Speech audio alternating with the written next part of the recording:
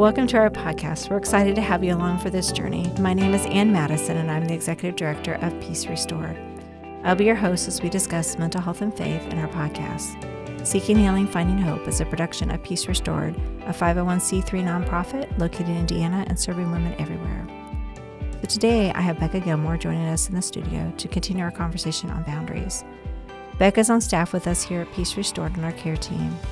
She provides one-on-one care and is a group facilitator, as well as she's currently attending Liberty University pursuing her degree in counseling. Welcome back, Becca. Thank you. Yeah.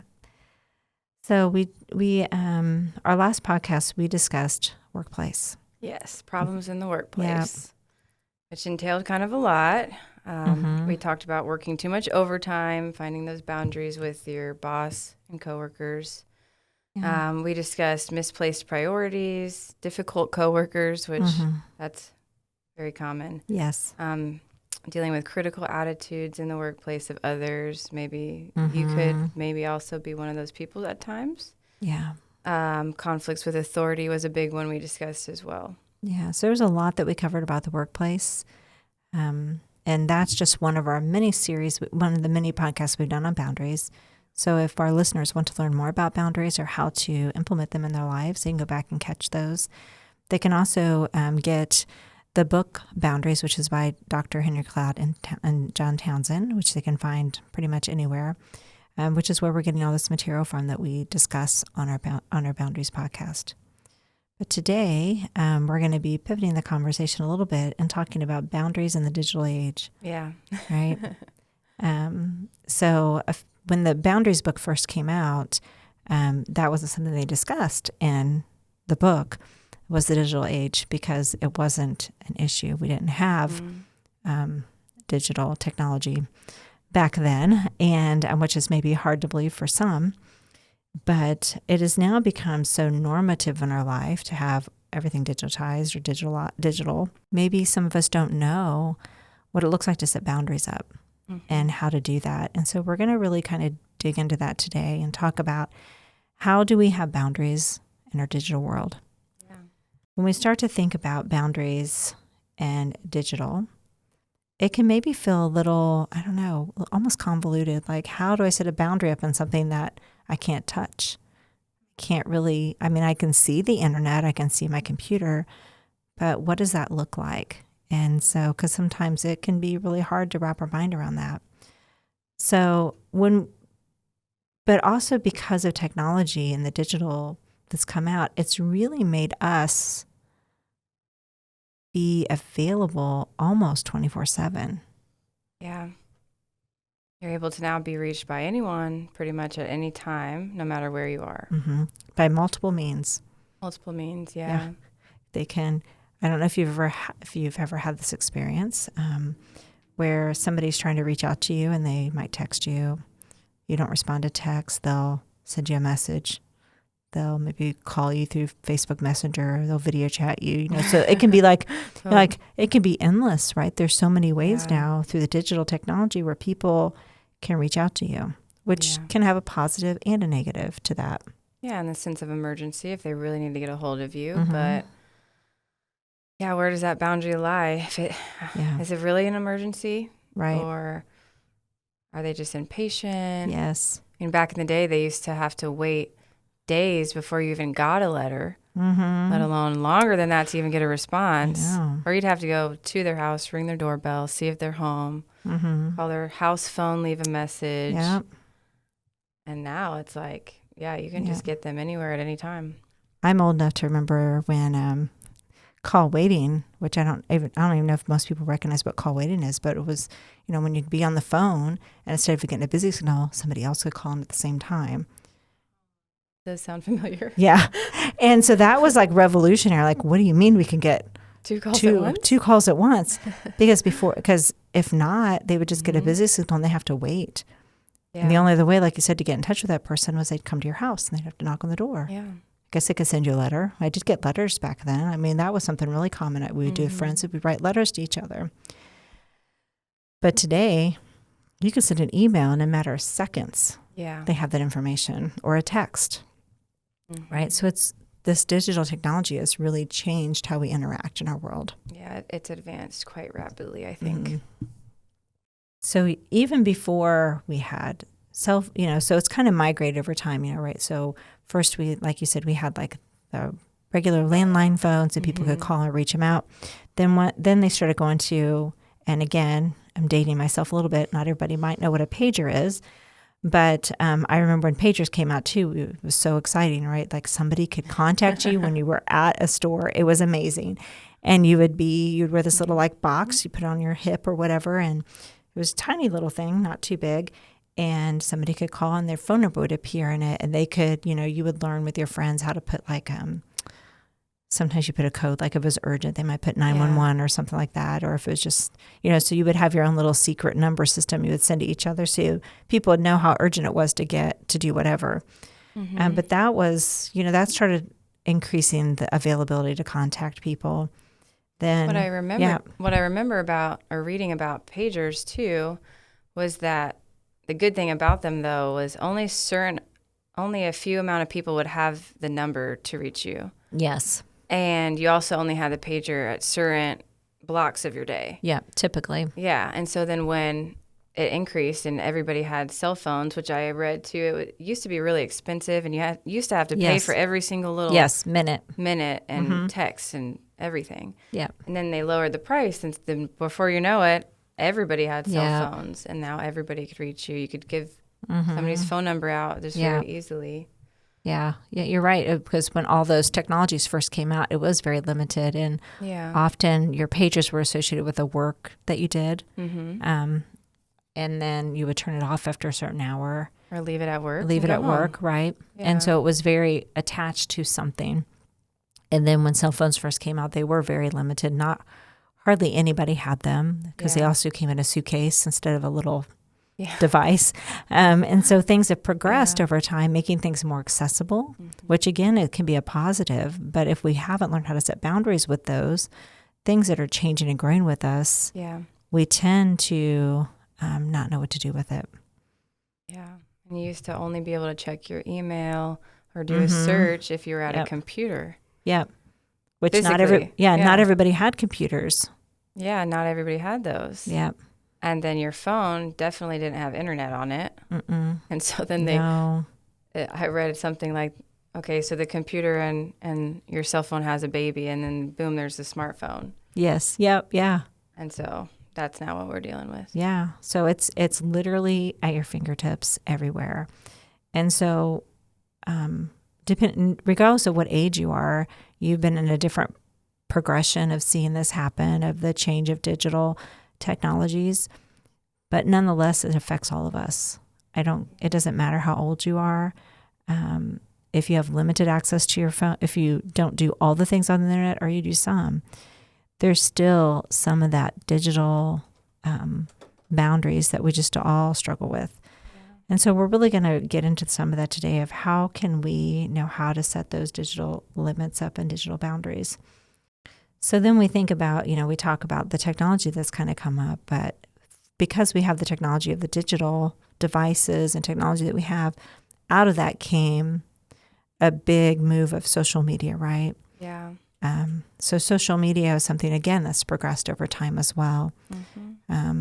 It wasn't a term we had until really in the recent last couple of decades where social media has come about. But with anybody who's been brought up in the last couple of decades, that's pretty much what you were raised in with social media. That's true. So it's normal. It's normal. And so but then on the other hand, you had parents who didn't have social media. Yeah. So not knowing how to educate or how to teach you how to set boundaries, it caused this chasm, if you will, of, well, we have this new technology, we have this new way of communicating, but what is appropriate behavior? Yeah. And even for ourselves, it's very easy to get sucked into that. And it started out with, it's a great way to keep in contact with family and friends and staying connected.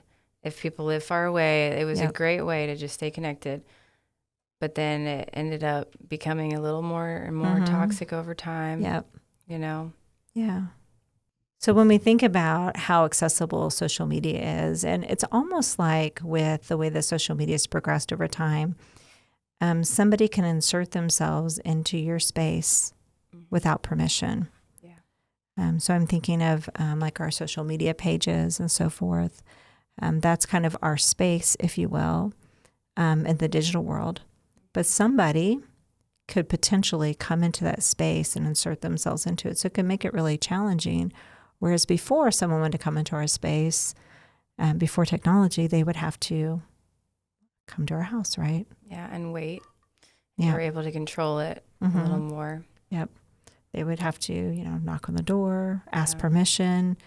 Not too many people, there might have been some, but in general, people didn't just walk over to your house, open the door, and just say, "Hi, I'm here," and just sit down on your couch, right? And that's in essence what's happening with social media, is somebody's coming in figuratively into your digital living room, if you will, and sitting down on your couch and saying, "Hi, I'm here, and I'm going to tell you what I want to tell you." Yeah. I wonder, too, I think of when people used to have to come to the door, and they'd have those you'd look through the little door ring to see who it was without the other person seeing you. Yeah, the peoples. Peoples, yeah. Yeah. And you would be able to see who it was, and if you wanted to answer the door. Yeah. Was it going to be something good for you, Yes. or did you want to keep that door shut? Yeah. And so I wonder if we can apply that more so in other digital aspects. Yeah. Yeah, because we really don't get that opportunity as much. Yeah. But I think we can figure out ways to set those digital doors, if you will, up. Yeah. And that's some of the things we're going to talk about today is how do we set those boundaries up? Because I think there's been that blurring of lines with digital. And how do we know how to set those limits up? And how do we know how to tell people no in a digital format? Because it might feel like to many that because it's digital, we don't have permission to set up a limit. We don't have permission to be able to say, "I really don't want this in my space." It can be very confusing for some, I feel like, too, because now that we have our phones with us 24/7, right there in our pocket or our purse, it creates this expectation from the outside world or the outside of you that, well, what's your excuse? You should be able to answer within 5 minutes. Yeah. And if you don't, something's wrong, or Yes.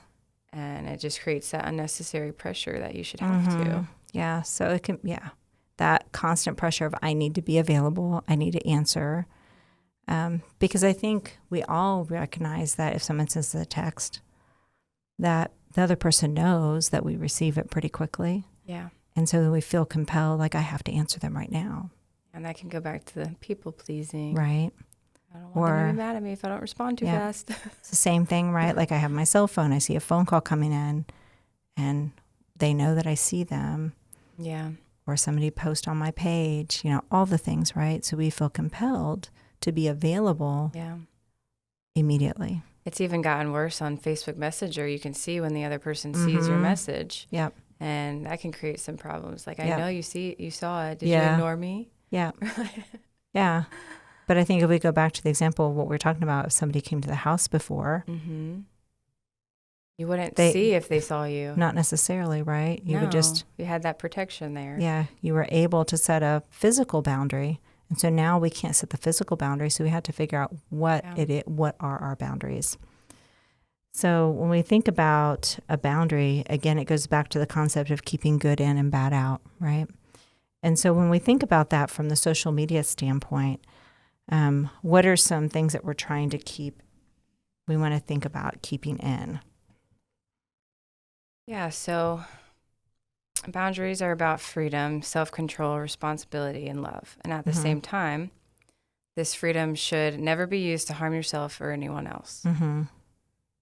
So with technology, while you're certainly able and capable, free to use it, you must still focus on allowing that freedom not to bring destruction or to harm you or somebody else. Yeah. So I kind of think about if what you're going to do on social media, if you wouldn't do to the person sitting across the table from you, you probably shouldn't do it on social media. Yeah. I think sometimes social media, we feel like it gives us free reign to say more than what we should say, in public forums. And so that's where we have to know what our limits are. Yeah. And you have to realize that when you say things and do things in a public forum, it is just that it's public. And you can't take it back as quickly. So there's some limits of what we want to do in that area of making sure we keep in the good and out the bad, right? So that's really what the theme is when we keep thinking about boundaries. I think as well, when we start thinking about technology, we have to be careful not to let the technology rule our lives. That can be really easy, and I think we've kind of alluded to that today, is that because, when I'm at work and I have all of my apps and everything up that I'm doing at work, if we're chatting all this stuff and I have my phone, I can hear dings every couple of minutes, right? Telling me, you need to be doing this, you need to be doing that, or somebody needs this attention, somebody needs that. And those are good things that people can get in touch with me because it's necessary. But we have to be careful to know that there's at times, like for example, right now we're doing the podcast. Yeah. So a boundary that I have is I turn off all of those things when I'm in this. Because if not, those would be encroaching into our space. Yeah. And that's not what this time is for. And so knowing that sometimes it's okay to turn off the technology, to turn off the alerts, to turn off the notifications. Yeah, that it's okay. And just to be in the space that you're in, that's okay.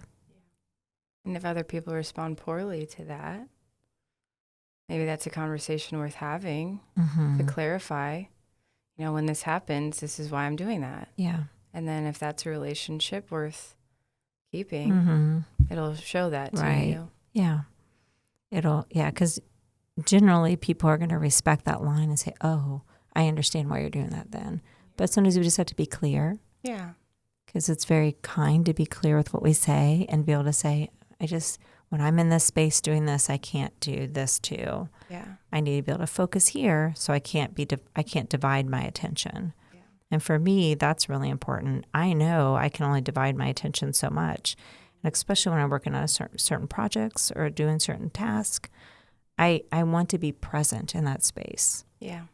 And I'm thinking about like it could be even like if you're having a conversation with a friend and you might have had this experience where you're sitting with somebody and their phone goes off and you're trying to have an intimate moment of having a conversation and what they do, right? They pick up their phone, pick it up and they start. Look at it. Yeah. And what does that do to the conversation? Oh, well, they're not listening to me. They don't. I'll just stop. Yeah, I'll stop. Maybe they don't want to hear me. Yeah. They don't care about what I have to say or what I'm trying to share with them. I'm trying to connect with them and they want to be on their phone. Yeah. Yeah. Yeah. So we have to know. And granted, there might be an emergency where you need to get that. And so I think that's, again, where you just be clear, I'm sorry, there's a family emergency going on. I need to look at this. Yeah. But if it's just you have a compulsion to every time that phone dings, maybe you need to learn to set some boundaries there. Yeah, worth investigating. Yeah. So when we think about technology and relationships, sometimes I think technology, or especially social media, has become a way for us to get to know each other. And that can be a positive and a negative, can it? Yeah. So when we think about relationships and technology, there's maybe some lines that we need to set. Maybe the first time you meet someone wouldn't be the first time you introduce them into your digital space. Maybe. I kind of think that sometimes we need to make sure we're protecting ourselves and setting up good systems to where other people just don't have complete access to us, because it's really important to make sure, again, we know where we begin and the other person ends. And if you just met them, you're inviting them into something maybe that you're not ready for them to be invited into. That reminds me of this principle that stands out when you do have these conflicts with technology is find the misery and make a rule. If you're struggling with this over here, if you're creating an environment where you're hurting somebody else, let's say you're the person in that scenario that we just talked about, that they're openly sharing some things with you and trying to connect, but somebody messages you and you look at your phone and you hurt that other person's feelings by being distracted in that way. That's the misery. Yes. And so what rule can you make to make sure that doesn't happen again? Yeah, that's good. And so an example of that would be, so if let's say you're on a date with somebody Or you're on a lunch date with a friend, just catching up, putting your phone on silent. Yep. Ahead of time. Yeah. I think it sometimes really makes the person feel seen. If you pick up your phone and you say, I'm going to go ahead and put this on silence. Yeah. Not that you're trying to make a grand gesture, but just to let them know, like, hey, I'm going to put this aside because you're what's important right now. Absolutely. And then I think another way in that boundary too is if you do have like work communications or whatever, if you know somebody's going to try to get in touch with you, you could again ahead of time send a notice out somehow. Mm-hmm. You can turn off your notifications. You can put a flag up that says I'm not available, those type of things. So you're setting a clear boundary with everybody. I've had friends before too, if I was meeting with them and they would let me know ahead of time, like, hey, somebody's going to call. Mm-hmm. It's a doctor. Yes. I'm waiting to hear news about this or something. And so I know that they're not intentionally trying to be disruptive or destructive. Yeah, that's really good. So I think it's so good for us to continue to think about how we're going to set those limits and boundaries, especially with digital technologies, social media, our work, our emails, and all these things. But as we've been talking, a thing that keeps coming to my mind that I've interacted with clients and different people throughout the course of Peace Restored is when you're in a place that you've been in a relationship with someone, maybe there's a break in the family dynamic. There's various reasons why relationships change, and you are working through some things, but you're still connected digitally, maybe through social media with that person. Yeah. Maybe the person that you have had a relationship with in the past, but maybe you're not in a relationship with currently because of hurt for whatever reason. Maybe they start posting things that might be kind of cloaked messages about you or about your family, or maybe they're very direct. Yeah, they can be. Yeah. And it can be really hard to read those posts because they're going to come up on your social media page. You're going to see them over and over again. And it's almost like it just continues to rewound and rewound. Yeah. And then I think sometimes our proclivity or our tendency, if you will, is to go and it can almost become obsessive to go see what they're saying because they said something harmful. When you think about that dynamic, are there things that you might recommend that they would do? I know it might feel like an obvious choice, but also at the same time, it might not be. Mm-hmm. I mean, I would say to just defriend the person. Yeah. But I can see how that can be maybe hard if you maybe don't want to fully cut the ties. Right. Maybe you still are hoping to rebound that relationship later. Yeah. It's just not time. Yeah. Yeah. You might be afraid of if they see that you defriended them, what that would cause or if that would hurt their feelings. Yeah. One thing you can do is unfollow the person. Yeah. And these things don't alert the other person. Right. So they wouldn't know. And that way, at least you're not seeing the posts on your feed. Yeah. Yeah, because I don't know if most people know that when you go into your digital media pages or your social media pages, you can control how often you see somebody's information come on your page. So it's in the settings, and you just have to go and play with that and look around or probably Google it. It can tell you too. Mm-hmm. But that is a good way to set that boundary. Again, that person won't know, like you said. Yeah. Another issue I'm thinking of, though, is if they still have your contact information aside from social media, and let's say they directly reach out to you, then what would you do then? Yeah, so I would say if they're directly reaching out to you, that's when you got to be really clear, right? Yeah. And say, at this time, I can't have this conversation with you if that's the case, or redirect, let them know that at whatever the limitation is for you, in that situation, if you're not ready to have that conversation, you just need to let them know now's not the time. Please stop reaching out about this.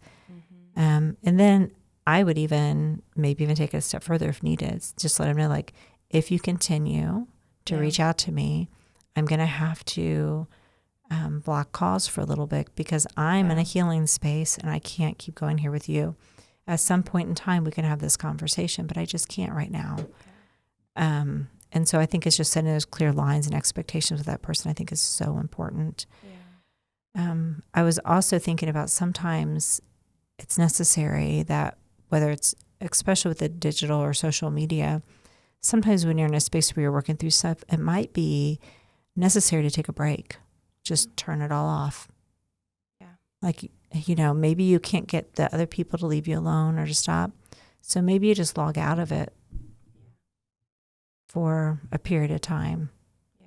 You don't need to be on it every day, 24/7. Yeah. And I've recommended that many times to people. It's okay. Yeah. To take a break. Sometimes it's for your best. It gives you the space to heal from whatever you're healing from. Mm-hmm. It also gives you space to do other things that you might not have been able to do. Yeah.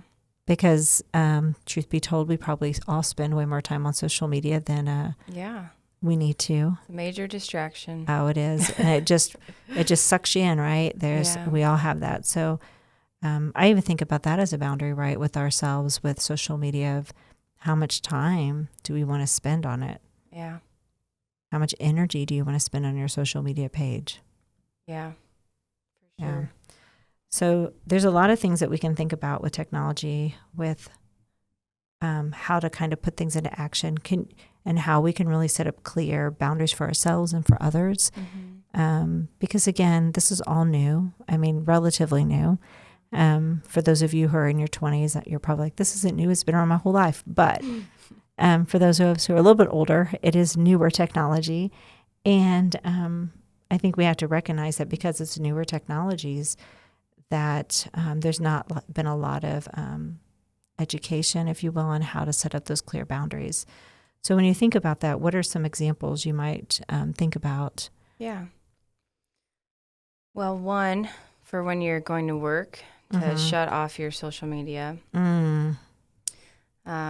especially during that time where your job requires specific focus, productivity, and completion for the task you're aiming to get done.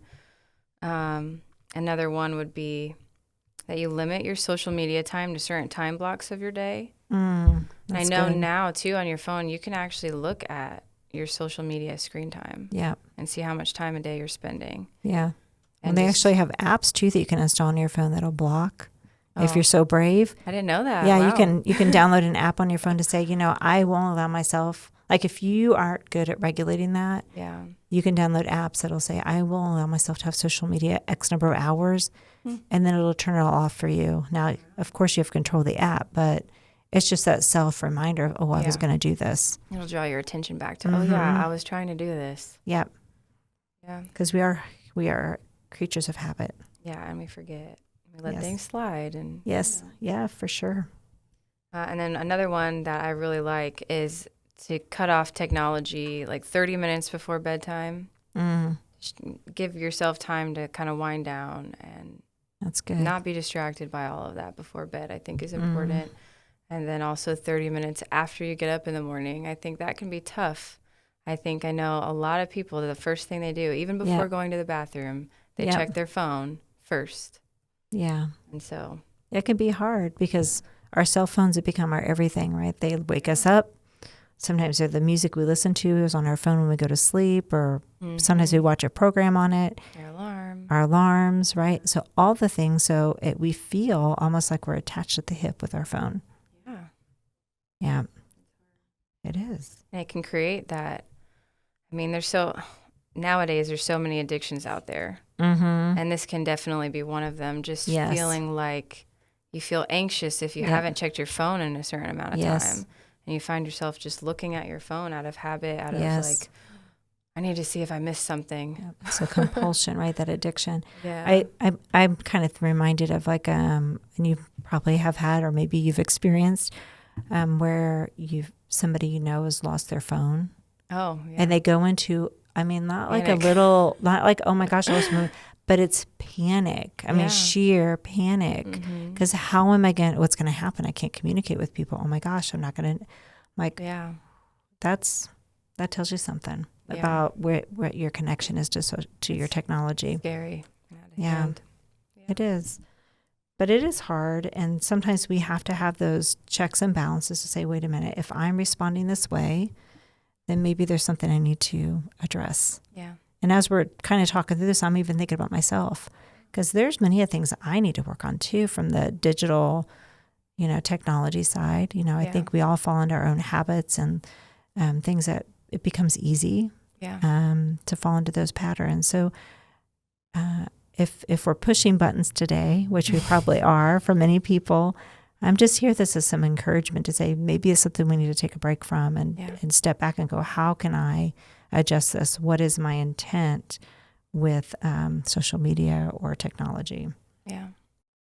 So, because when you really reach the point of having to have that device, really, is what's controlling? Yeah. Are you controlling the device, or is the device controlling you at that point? Yeah.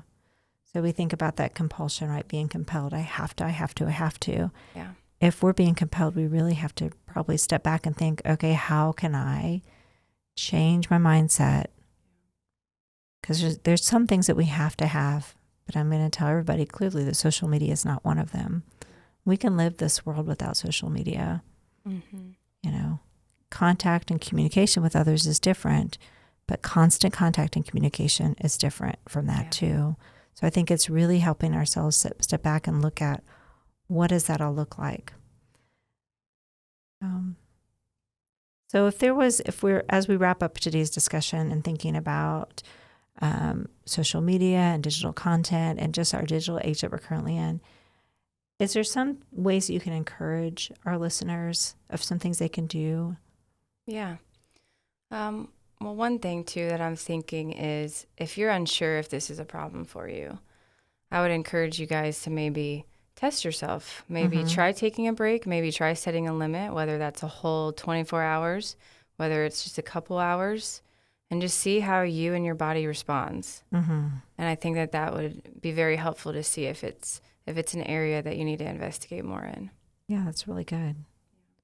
But sometimes that tells us a lot when we just take a break from something to go, oh, I didn't realize I was connected. Yeah, why is this so uncomfortable? Yeah. Why am I depending on this little device for so much? Yeah. I mean, I'm just thinking about, there's been times I've taken a break from social media, and I'll admit I found myself just thinking about, oh, I should go check my Facebook. I should go do that. And I'm like, well, that is ridiculous, at least for me. I was like, I wanted to break that, because I was like, or it could be anything, that we do that on, but we're specifically talking about digital. And so because of that, the way we learn about how connected we are is when we take it away. Yeah. If you're incessantly thinking about it, that might mean you take a pause. Might mean you're spending too much time on that, and it's taking you away from other relationships in your life. Yeah, that's a good point. Like, do you think more about your social media than you do about the people in your life that are physically near you? Yeah. Which do you think, like, when you wake up in the morning, do you think, I need to go see my significant other, my kids, whatever? Or is your first thought, I need to look at my phone? Yeah. What's your last thought of the day? Is it I need to look at my phone? Or is it I need to spend time with my loved ones? Yeah. And I think we've all probably wrestled with that to some extent. Hard. Yeah. So hopefully this was somewhat encouraging to you today to think about digital media or digital platforms in a different way, and thinking about how we can utilize them, because there's a lot of positiveness to all the stuff with technology and social media. It can be used for many good things. Yeah. Just like we're doing here, we're recording a podcast and creating digital content, right? So people can have something to listen to help edify and build them up. And so we get to choose how we use these platforms. And so hopefully this gives everybody some place to kind of take pause and think about that. So again, thank you for our time. It was a really good conversation today. I appreciate it.